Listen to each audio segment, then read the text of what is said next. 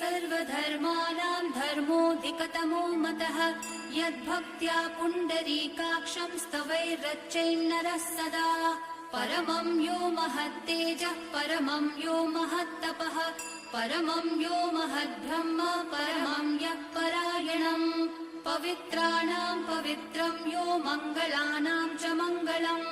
दैवतं देवतानां च भूतानां यो व्ययः पिता यतः सर्वाणि भूतानि भवन्त्यादियुगागमे यस्मिन् च प्रलयं यान्ति पुनरेव युगक्षये तस्य लोकप्रधानस्य जगन्नाथस्य भूपते